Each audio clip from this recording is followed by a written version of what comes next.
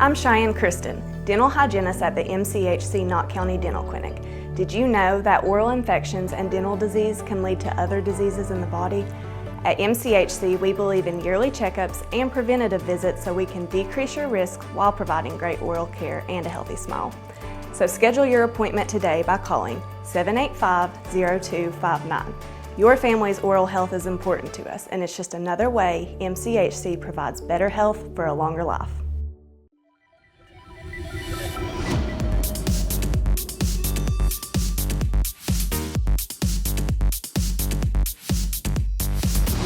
You know the drill with Wes Smith. Wes Smith, presented by MCHC.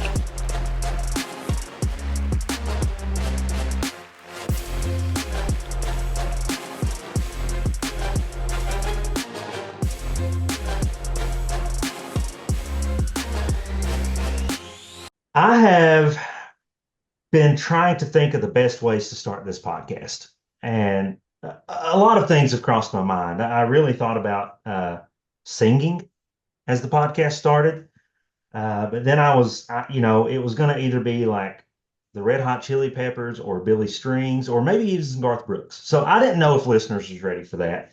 So then I was like, okay, maybe me starting this podcast by singing is not the best option. Maybe it's like having just a damn mariachi band here. But I really don't think that's in the budget, or I don't think that's practical. So instead, we're just going to start this podcast by saying, hey guys, welcome back to You Know the Drill with Wes Smith, sponsored by MCHC. And really and truly, it doesn't matter how I start this podcast, but because the whole purpose of it is my guests that I have on here. And we've talked a lot of basketball on You Know the Drill. We've talked every aspect of basketball, as far as guys like Brady Kennedy, who had some recruiting intel. We talked to players such as Nate Sestina. We've talked to coaches such as Preston Spradlin, other players / new coaches in the NCAA Division II realm with John Hood. Today, I am just unbelievably excited to talk about the aspect of basketball we are going to talk today. A few things I want to bring up with maybe the sexiest guest I've had on this podcast thus far. Brady might argue that, but I'm going to argue today the sexiest guest on You Know the Drill, the one and only Mr. Andrew Ortelli. Or, my gosh, thank you for being on here with me tonight. Well, you do know how to flatter me, Wes. You always have. But I know you're still trying to butter me up, but I got a gripe to pick with you. Oh, You Brady Kennedy, Nate Sestina, John Hood, Preston Spradlin, and then me. Like, you're not going to have any viewers left after this. You should have started off with me and then said to everybody, look, it's going to get a heck of a lot better than this. No. So you got the Mount Rushmore, and then here I am, way out of the frame. First of all, I was pretty sure, I can't wait to hear Brady's reaction to this. First of all, I was pretty sure we were just consistently getting better as we go on this show. I don't know if you listened to the Nate Sestina podcast. I told him that he had a rough follow-up, and he said, I'm fairly sure that I told Brady the opposite. This was going to be cake. You should have had, to make me look better, you should have had me follow Brady, not Preston Spratt. You haven't me following Preston? Obviously. Listeners, if you've not figured it out by now, Preston is not only a legend from Eastern Kentucky and Moorhead. We all know Preston. Obviously, Ortelli's going to have that connection with Preston. He's one of our great guys. Or I guess Preston is the reason that I got to meet you in the first place. Absolutely. So just another reason to be thankful for Coach Pete. Yep. So brief story about Preston, and it just shows how great of a connector this game is. When I started off as a student manager back at Kentucky in 2011, Preston Spradlin was my first point of contact. Because back then, to become a manager, your tryout process was to work camp. And I go to the site, I'm finishing up my high school senior year, And sure enough, I'm going through the staff pages and I see Preston's name and I read his bio and I see that he is responsible for camp. So I shot him an email and look at us now. Look So at us now. were not for Preston Spradlin responding to my email and accepting my free volunteer help for a whole summer leading into my freshman year at Kentucky, we would not be here. I love that guy. He's the best. Well, I guess you did hear he's planning on having some future camps at JMU. I did. Is that allowed? Is a Temple coach allowed to work a JMU Dukes basketball camp? I believe that's a conflict of interest and an NCAA. I don't know, it would be a violation of some sort, but it just, yeah, it probably would be. But if let's just imagine that we lived in a world that would not be the case, I would be there. That's where my mind was, or Just you know, just in our imagination. and that's where I feel like I live with us half the time. I feel like a lot of my Oh, memories I do with too. Oh, trust me. Oh, my Andrew Ortelli memories are in my imagination, I feel like, but that's a beautiful space, beautiful space. Uh, I love that you said basketball and the great connector. Is it not amazing how basketball connects Yeah, people? it's amazing. Just the casual is not even the right word, but just the kind of, you know, everyday like working a camp. You might be striking up a conversation with somebody that, you share this common interest, you're working this camp together, and 5 years down the road, that person is an assistant coach for a team that, makes a Sweet 16 run. Like you don't know who you're going to cross paths with. And, this game and the people in it has transformed my life. This game has taken me all over the world. And, I love what Coach Spradlin said last week. The game is a great mirror for how life is. You play the game the right way, and the disciplines that you develop through your everyday approach, it's the same thing that you need for a successful life. So no, beautiful game, unbelievable, and the people in it, just how everything comes full circle. It's awesome. Well, I feel like basketball has quite literally, as you said, taken you across the world. I want to talk here in just a moment. The Olympics are going on, so I want to talk in a moment about your venture to Cairo, Egypt, with Coach Cal and I guess it was the USA under 19 group, right? Correct. So I want to talk about that in a minute. Before we get there, or I just want to update the listeners.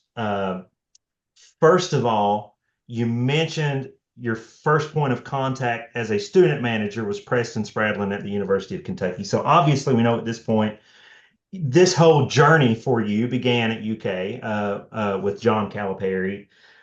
You spent 2 seasons as a GA after that. Is that correct? Yes, 2 seasons. And then 6 seasons as a video coordinator with UK staff, correct? Yep, I was in the video room for those 6 years. And now, just so everybody knows, Ort is a Temple Owl. And I love the shirt. By the way, I did order a Temple shirt. It's here somewhere. I really wish I'd have worn it for this show. I can't wait to make that journey up to Philadelphia. Just so you know, a lot of us have been talking about maybe trying to catch a game in Philly, spending the weekend up there with you, Ort. So tell us a little bit about that. How's it been in Philly? How's life in Philly? A little bit closer to your roots. Yeah, absolutely. When the opportunity came up last April of 2023, Coach Fisher, who was the associate head coach at Penn State, longtime assistant to Jim Larinaga at Miami, worked for Jay Wright, has worked for some of the best in this business. A young star in coaching, gets every aspect of what it's looks like to build a program, and had the opportunity to be a part of an elite tradition. Not a lot of viewers know this, but Temple's the 6th all-time winningest program in the history of Division I college basketball. This year, Wow. we will amass 2,000 wins as a program. We're 6 away. The only programs ahead of us are Kentucky, Duke, North Carolina, Kansas, UCLA. We're 6th. So that just speaks to the volume of how great this program is. And growing up about 90 minutes away, knew of the program's significance, but not until I got here did I really, really grasp and understand the program and the love affair that these fans have for Temple basketball. I think it's commonly known that Philadelphia sports fans are as passionate as it gets, very similar to Kentucky, University of Kentucky fans. But they love this program, and just to be a part of a rebuild, and we talk about it all the time with incoming recruits and people that we're trying to get on board with our program. Like, this isn't a startup. We're not building this from the ashes. Like, the bar has been set really high here. Coach Chaney got this thing to #1 in the country. Coach Dunphy kept it there. Aaron McKee did a great job. So what we've got to do, and the program went through a little bit of a rough stretch, but we just need to leave our imprint on it, be about these kids, and working for Coach Fish and the staff that we have, and we're all in year 2 now. It's been a great experience. Being closer to home, it's fantastic. So that's kind of come full circle for me. From 18 to 30, I went away from home and just had to kind of figure it out. But to come back, have an opportunity to come back, and I was always in the back of my mind as my career progressed, if I have an opportunity to come closer to home, take a look at it and see if it's a good opportunity. And it's been a great situation so far. I'm really happy for you with that, but at the same time, I know you miss Lexington. Come on now. Absolutely. Lexington misses you. I want you to know that. I don't know if that's a good thing or not. No, we'll keep the extracurricular out of the conversation for my love affair with Lexington. But no, Lexington it holds a special place in my heart. It's my University of Kentucky is my alma mater, and that is a special place where, and if you're about basketball and you're about community and you're about what an elite organization is run like, that's the place. And I am so blessed and fortunate to get my foot in the door and start my career at a place where I was working for the coach, the preeminent coach in not only college basketball, probably all of basketball, and John Calipari, at the preeminent program in this country. And to learn from the best and to take that now to the next step in my career here at Temple and all the experiences that came with it, invaluable experience. Yeah. Well, I guess we see that a little bit with the TBT game last night between La Familia and the Ville. What else needs to be said? There are 14,000 people for a game that essentially a pickup game, right? I mean, for a glorified pickup game with a bunch of ex-NBA players and current guys still getting paid to play. But it's all they doubled the attendance record for the TBT. It's all that needs to be said. Absolutely unbelievable. No. Unbelievable environment on TV, but and it's funny, and I don't want to go down this rabbit hole, but the people who did not get to they're not in it. They're not either a Kentucky or Louisville fan, or they didn't They weren't in the midst of that rivalry in general, and especially, luckily for me, during my time there, at the height of the John Calipari, Rick Pitino back and forth games, that was incredible. Especially being able to, and having two NCAA tournament games, one being a Sweet 16, another one being a Final Four. Still to this day, like the greatest environments I've ever been in. It's a totally different deal. It's a different deal. And people outside of it, they just don't understand. What a time to be alive. That's No something doubt. that I feel like we don't even think about a lot. But yeah, during your time in Lexington was that John Calipari era, which so many of us got so familiar with because he was here for 15 years, and the Rick Pitino era at Louisville, and they matched up, like you said, as two of the top teams in the country several times throughout that period. What I think is even more impressive, and I don't know as a Philadelphia sports fan, I don't know if this comes off as a compliment, or I really hope it doesn't sound like an insult, because it's really not. I did not realize you were talking about the sixth all-time winningest program. I had no idea, Yeah. and I knew even before my dear friend Andrew Ortelli goes to Temple, and that was even in the realm of possibility. I'd heard of Temple basketball. I knew of the Temple Owls, and I didn't know why, but that's obviously why I've heard of Temple. It's a historic program. Absolutely. So that's just unreal. Thank you for sharing that with us. I honestly had no idea about that stat. So the sixth all-time winningest program. Yes, it is. And hopefully we get to 2,000 relatively quickly in our non-conf. So we need 6 wins to get to 2,000. Hopefully we'll be able to knock that out within the first month. That means that we're doing a good job in our non-conference slate.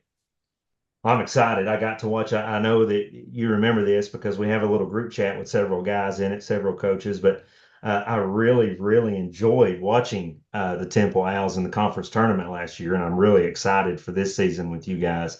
Or I really want to jump into the aspect. We talked to Brady with a little bit of insight into the recruiting world, everything that kind of goes into the recruiting process of a Division I basketball recruit. We've talked to Nate Sestina and John Hood about what that's like as a player in those scenarios. And we talked to Preston as a coach. What a lot of people, myself included, until I really got into coaching, did not realize is everything that goes in behind the scenes with video in basketball, and literally the spine of the skeleton that plays with basketball. One of the things that jumps out to me, and I want you to elaborate on this a little bit, you guys who deal with video and scouting and breaking film down for the staff and the team and the program, you literally are some of the brightest minds in basketball. You have to know every aspect of your team, your coach's philosophy, the strategy, because you have to know what you're breaking down and why. There's a lot that goes into it. If I can boil my responsibilities down to one concept with video and analytics, is accountability. What the video and analytics does is it holds our guys accountable to what our standards are. It's like, look, the numbers in the video does not lie. You got beat on a straight line drive. You went after that rebound with one hand. You didn't sprint back in transition. And the numbers can match up to that. And then when it gets to scouting, same thing. You identify what are your core values when it comes to game planning. And it's just a great tool to hold everybody accountable. Well, I love that aspect of it. And I'm sure that's used a lot, right? That expectations are set and they're held there, right? What kind of things you talked about? Like, hey, you gave up a straight line drive on defense. What are some of the things you guys look for in film for that accountability? And let's say in the aspect of Temple basketball, what's some things that you guys look for? Well, we love to play with pace. Last year we kind of had a unique roster. So we didn't have a traditional 5-man. So we had to figure out ways to create advantages in transition. So pushing the ball with pace and getting out and trying to create open shots early in transition was a huge aspect for us. So on both ends of the floor, though, because we're flying it with pace, and that doesn't mean that on the return end that we can just give up. We're not trading baskets here. So that's kind of where we always started with in terms of team concept is, evaluating how well we did in transition. And then another pivotal kind of bedrock of what we do is, are we getting the ball into the paint? And, again, this is such a diverse and, this game, it can be played so many different ways. So back to my Kentucky days, obviously Cal had great guard play, so they were able to get paint touches by dribble penetration and his famous dribble drive offense. But, we had some really good back to the basket bigs as well. So that's another way to be able to establish a paint presence and make plays from that position on the floor. But back to our roster last, we didn't have a back to the basket threat. So how are we going to create ways to get the ball in the paint and then build our defensive philosophy of keeping the ball out of the lane? I know it sounds simple, but it's been a big sticking point for us this summer. And again, going back to the video and the analytics side of it, is a shot spectrum and shot charts for us, being able to create open shots for each other. And again, the accountability piece. Here is your shot chart from these 30 days of practice. The film doesn't lie, and we can pull up everything. We can pull up every miss that you've had at the rim. So here are the areas of the floor where you're really struggling to make shots from in live competition. So it's a balancing act of improving on your strengths as well as your weaknesses. But as a player, you got to know what you can and can't do. So understand, if you're shooting 25% from non-paint twos, you understand when we get to the season, you can't shoot that shot for us. We've established that this isn't a shot that you're making at a high rate. We need you to make shots that you can make, and you can't take bad shots because that kills us. So pace and transition, creating and it's an accountability. You don't run when you feel like it. Defense, offense, or offensive defense. We'll hold you accountable.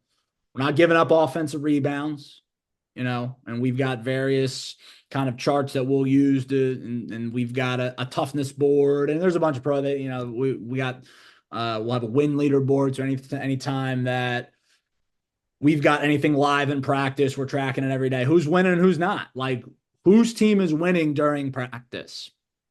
Because I bet you the guys that are at the top of the leaderboard, they may not start, but they're probably going to finish the game because they're doing the things on a consistent basis. For whatever reason, their team ends up winning. And that's what it all boils down to. Like, we can talk about, are you pick and roll heavy team? Or do you like to post the ball? Do you play zone? Do you play man? Do you you got to identify what puts your team in the best position to compete to win night in and night out. And that's been our biggest thing, is the accountability piece to what video and analytics provides our team on a day-to-day basis.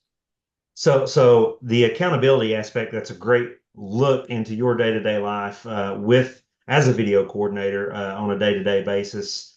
What about scouting wise? And I know that, obviously, as being a coach at the high school NAIA level and even just a fan, we realize that, coaches sometimes will look ahead, sometimes will go one game at a time. What about for someone dealing with film? Yep. How far in advance do you look at teams? Yeah, so we keep I've got a schedule on my desk of once, the schedules come out and the teams that we're obviously going to play. We always minimally like to look at the last 5 teams last 5 games leading up to whenever we're going to play a team. But again, there's an art and a science to this. Like, obviously, if we're in conference and we played that team last year, or even in non-conference slate and we ended up playing, like, we've got something called the Big Five here in Philadelphia, where well, it's now 6 teams, but the same 6 teams play in an in-season tournament end of November, early December. So our first 2 games on that slate are already scheduled. So we're going to look back and, looking back at last year's film, even though the rosters have turned over, coaches always kind of employ the same style of play and their tactics stay pretty consistent year to year. So you go back last 5 games or so, there might be, they had an odd loss earlier in the year, and you take a look at, well, what might have happened there. But it's just kind of really doing your homework on everything. For me, at least, scouting wise, it starts with personnel. So Jimmys and Joes out there making plays. A lot of teams, they all run the same kind of stuff. But it's identifying, and again, terminology is so big for us. That's where Coach Fish has done a great job. And we'll go through our scouting report and we'll identify, is he a regular closeout guy? Is he a short closeout guy? Is he a guy you're running off the line? What hand do we want to force him to? Does he have more turnovers and assists on the year? And we just, again, we'll give this information along with the film and bite-sized chunks to our guys. But, it's like you mentioned earlier, it's having a feel for what your head coach is about, having a feel for what they're going to do and what, you might think they're going to do to you. Like, I'll give this as an example. Last year, we played Columbia earlier in the year, and we just kind of had a hunch they're going to throw a lot. We were struggling to make shots at that point in the year, and we're like, they might play us some zone. And they had only played like 5% zone on the season. And sure enough, like, just the hunch was right. And they played us, when I say every single possession, they played a zone. And, a zone is a zone. But again, what the video does is it reinforces confidence in your guys about, hey, this is the game plan. This is why. This is what we're going to do to attack it. This is what they do there in terms of their style of play. Now, let's go and try to execute on it. So it's obviously an evaluative tool, holds guys accountable, but it's also reinforcing the why you're doing things. And that's kind of a very crucial point. So, or if you look at all of your roles combined before coming to Temple, you were ultimately with John Calipari for adding it all together, 12 of his 15 years at the University of Kentucky. By the end of that, you obviously got a really good feel for what Coach Cal is looking for in his film, knowing the things he wants to see, the things he wants broken down, what he needs. How was that transition to Coach Fisher at Temple? Is that was it hard to transition to a new coach? Is it something you're still going into your second season at Temple? You're still learning with Coach Fisher. How has that transition been? So what my time at Kentucky enabled me to do was for me to develop a process about, okay, now we're approaching this opponent. How do I want to go about and breaking down what they do with the frame of reference of this is how we play, all the things we have been talking about, how we want to play, what they're going to do. So my process of breaking these things down, a lot of that carried over, regardless of what coach I ever worked for, that's going to be pretty consistent. And it's still an ongoing process. We're starting year 2 with Coach Fish, and, he's an unbelievable communicator, and he's very direct with kind of the things that he's looking for, and he does a great job delegating. We got, a couple other support staff members that will help handle some video for him, some things that he's looking for, and I'm able to delegate some things. The vast majority of the things that I would break down for Cal, a lot of those things translate to how I'm going to go about scouting with Coach Fish.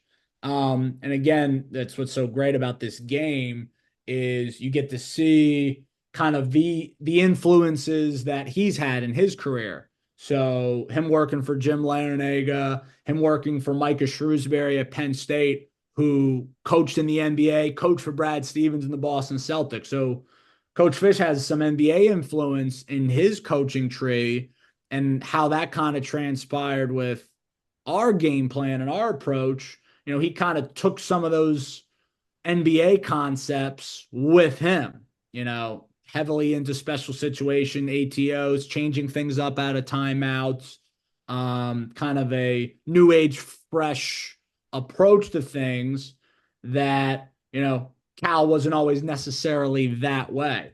And where I got to give Coach Fish credit is, and it takes confidence in his ability and what we can do is, he's not afraid in the middle of a game. If he sees that our game plan isn't working, we'll scrap it. Love Like, it. we got to figure out a way to, especially in year one, that's always a balancing act. Like, you want to implement your style of play and how you want to, compete night in and night out. But, we're also in year one of a roster, and, a lot of the pieces that we have, we got to kind of just figure out how we're going to compete with this group. And that's what's so unique about the blend of kind of the prep and the video and taking it to the court. And it's just kind of the theme of college basketball in 2024 and beyond. You got to adapt and you got to figure it out. But my time at Kentucky, what it did for me was it created a really solid foundation, a solid base for me to get really competent at what I did. So when the curveballs are thrown my way, I'm able to adjust. So a lot of us right now are watching the good boys in red, white, and blue. Not the French. We're watching the USA at the Olympics. We're watching the French a little bit too, but we're watching the Olympics right now. And we mentioned earlier in 2017 got to be John Calipari's pick to go with him to coach Team USA in the World Games and held in Egypt in 2017. For us that is watching Team USA in the Olympics right now in Paris. What's that like for a video guy? I'm sure they have a video guy with them there. Sure. What's that like? Is that different than doing it at an NBA collegiate level? I mean, you've got teams from all across the world. Yeah, I mean, and again, that was over 5 years ago now, so things have advanced in terms of technology even more. But just being so far away from your home base, that obviously changes things. The quick turnaround of prep and games, that changes things. And again, Coach, he had two assistants that weren't his normal assistants. So kind of being that connector to everybody on staff that was live scouting the games and in the coaches meetings and with the team and all of that from a, scouting standpoint, just part of my job was just trying to keep everybody on the same page that was new working for Cal in this short condensed time frame. Like, okay, these are things that he's looking for. This is kind of how we go about, what we're showing the team 2 days out from film, 1 day out from film. But yeah, no, traveling that distance and, with Team USA, I mean, goodness, they've been in Paris for how long, but even before that, they were in Dubai for a couple, like they've been gone from the United States for over a month. So it's like anything else, you got to be you got to just all the little things you don't think about. You got to pack all the right equipment and you got to make sure you have enough of everything that you need for a month. But yeah, no, the turnaround time on things is quick, but in a condensed, it's the best way to describe it is it's like a postseason tournament. It's like your conference tournament. If you're in the NCAA tournament, like you got to really whittle down what's important because you don't have enough time to exhaust through every issue you had with the game before or breaking down every action that the team you're about to play is going to run because you got 36 hours in between games. Like you got to really figure out what are we going to address? how are we going to keep our guys together and on the same page? And not to go too much on a pivot here, but something I love that Coach Fish did, in our postseason run, again, because of all of, the games being televised and it being that time of the year, there are just more cameras around. We had there were a ton of production shots that we were able to have access to of like our guys on the bench just losing their minds when, we are going on these runs against SMU and Charlotte, and like after every game being able to like, all right, we've survived in advance. Next morning with our team, before we show film of who we're about to play, hey, take a look at last night at our great moments, even the guys not in the game. Are you being a great teammate? And it all boils back down to, again, what are your core beliefs? It all stems from that. But yeah, no. So my experience in Egypt, unbelievable. Being in that part of the way, when was I ever going to be in that part of the world ever again? Being able to see the pyramids and have that experience, not only with Coach, but a first-class organization that is Team USA basketball. Like top to bottom, just as well-oiled of a machine as you're going to get. But I know for a fact that video guy, he's got 20-hour work days ahead of him. But I mean, to be a part of something so much bigger than yourself and having an opportunity to be a part of a team that's competing for gold medal at the highest level of your sport. I mean, what else needs to be said? Did you ride a camel in Egypt?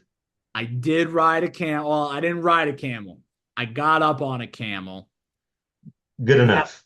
That picture has not served. I have no idea what happened to it. And I had to burn this one. I did have a picture of Coach Cal up on a camel. Oh, I don't have it. It got lost in the archives somehow, but just picture it in your mind. It was as good, if not better, than imagined. it's up there. I'm looking at it right now, and I really wish you had the picture. But It was about 100. It was because this is in July now. It was also about 110 degrees outside. We're in the middle of the Sahara Desert. Amazing. You do that at 9 in the morning because if it was any later, we wouldn't be able. We couldn't walk outside. Unbelievable experience. But no, yeah. So there's a lot that goes into all of it. And what's funny, and you work in basketball, like it's not like any other job where it's like, here's the manual step by step on how to do this. It's like you can outline some basic things, but it's like until you've got that experience and you're in it and you kind of just figure out what works and what doesn't, experience is the greatest teacher when it comes to that. There's no training manual for being a coach or being on a support staff, especially now, because this thing is changing by the minute. Well, and you said you listened to the Preston Spradlin episode last week. I feel like that's, it really is the way it's changing. And I'm sure it's making things, and a lot of people don't understand that. It's not only making things difficult for head coaches, but everybody involved, all the way down from assistant coaches, players, to even video staff. It's having to adjust and adapt. Or I feel like, every guest I've had on the show to this point, for the most part, we've had to talk about how some of our memories and experiences together probably shouldn't be talked about on the show. I'm beginning to think that's a reflection of me. And me as well. I don't know how to feel about that. We have seen each other at our best, and we have seen each other at our worst. Absolutely. That's the furthest extent I will go as a part of this conversation on this platform. And with that being said, did you see that Tallyho's moving again? I did not. Yeah, it's moving again. I didn't even know it moved. Well, it had moved apparently like back before my Lexington experiences started. Apparently, it used to be like, I remember that because yeah, I was not in the school when it was at the original location on Euclid. I only knew it yes, as the other location, but now it's moved again. Wow. moving further away from campus. Apparently, UK has bought that area and moving into further. Yeah, that's That's a shame and had to yeah. drive through, but on my walk back to State Street after some extracurriculars, it was right on the way. One of my favorite. Pass it up. Yeah, it's amazing. Every time I think of Tally-Ho, I go back to a time that Winston Lee called it Thanksgiving dinner, and I'm sure you've heard that story with a lot of us and one of our adventures at Tally-Ho. But great times. Or listen, ever since you know this, I've talked to you. I've had a dream about a podcast for so long. You've been in the conversations with a lot of us basketball people where I've just wanted a podcast where we maybe even like a roundtable discussion. I know you've heard us talk about that several times, where maybe we sip on some bourbon and talk basketball. So to have that dream of a podcast and sit here and record this with you, uh, Andrew Ortelli with the Temple Owls as one of my guests, it's been man, I have loved this past 40 minutes. And the feeling is mutual, my friend. Like I mentioned earlier, how this game kind of connects people and it puts people in your life like yourself and the rest of, I don't think I can say I can say the GAC, correct? I don't think I can That fully. works. That works. Okay, Yeah. perfect. Yeah. But just what this game does to bring people together from, if it weren't for this game, this group would never be together, but to develop lifelong friendships and relationships with people such as yourself, great people. And like we have talked about, we've discussed having some type of roundtable and things like that. But what you're doing with this podcast, and the diverse group of people that you've already had on, you've got a listener in me every week. I've got a notification on my Spotify every time it comes out. It goes right to I'm listening to Wes Smith's podcast every week. Just really grateful for our friendship and taking some time to talk hoops with you. I mean, what else is better? I love you, man. I say on this podcast over and over, I know you've heard it if you're a weekly listener, that we cover more than just basketball. I promise the listeners we're going to have some baseball. We're going to have some football. Hell, I don't know what we're going to have on here, but that's one of the reasons I like to have so much basketball. There are so many stories that I want people to hear about the game of basketball and what it does. And this is just a prime example of that, Ort. Well, my friend, the feeling is mutual. I really appreciate you think, even though I wasn't on your Mount Rushmore, that's okay. It gets the fact that I'm even in the conversation. We're appreciative. Getting better as we go, and I guess I better be really careful to say that because I really don't know who. I've not decided which episode is next week yet, but no. Or again, thank you. I love you. I know the listeners appreciate what you've had to say today, and man, I can't wait to see you again. I know. Looking forward to seeing you too. Love you too, brother. And go Cats and go Owls. Oh, amazing. You know the drill with Wes Smith, sponsored by MCHC. Andrew Ortelli from the Temple Owls. Ladies and gentlemen, thank you again for another week. Peace. You know the drill with Wes Smith. Wes Smith, presented by MCHC.